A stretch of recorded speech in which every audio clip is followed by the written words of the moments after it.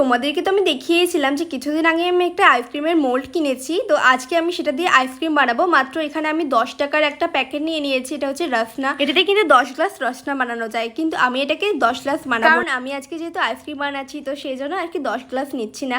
তো এখানে আমি অল্প করে বানাবো। এর ভিতরে আমি চিনি নিয়ে নিয়েছিলাম, আর নিয়ে নিয়েছি পাতিলেবুর রস, আর নিয়ে নিয়েছি রসনার ভেতরে দুটো প্যাকেট ছিল, একটা হচ্ছে পাউডার, একটা লিকুইড। তো সেটাই ঢেলে দিলাম। একসাথে সমস্ত কিছু ভালোভাবে মিশিয়ে নেওয়ার পর মোল্ডে ঢেলে দিয়েছি, আর বাকিটা কিন্তু আমরা খেয়ে নিয়েছি। তো এরপরেই দেখতে পাচ্ছ আজকের ওয়েদারটা কি সুন্দর। আজকে ভীষণ বৃষ্টি হয়েছিল আর দারুণ একটা ওয়েদার ছিল। এরকম ওয়েদারে আমি ফার্স্ট টাইম আইসক্রিম বানালাম। তো দেখা যাক, আজকে তো আইসক্রিমটা হবে না, আমরা একবারে কালকে চলে এলাম। তো এখানে আইসক্রিমটা জমে গিয়েছে। এক রাত্রি আইসক্রিমটা আমি ফ্রিজে রেখেছিলাম, এখন এটা পুরোপুরি কিন্তু জমে গিয়েছে। তো এখন আমি এটাকে আনমোল্ড করব, আর আনমোল্ড করার আগে আমি একটু জলে ভিজিয়ে রেখেছিলাম। এটা কিন্তু খুব ইম্পর্টেন্ট একটা পয়েন্ট, জলে ভিজিয়ে রাখাটা, নাহলে কিন্তু এটা আনমোল্ড হতে চাইবে না, আর কাঠিটা আলাদা করে খুলে বেরিয়ে আসবে। তো আইসক্রিম কিন্তু দারুণ হচ্ছে, তোমরা বাড়িতে ট্রাই করতে পারো।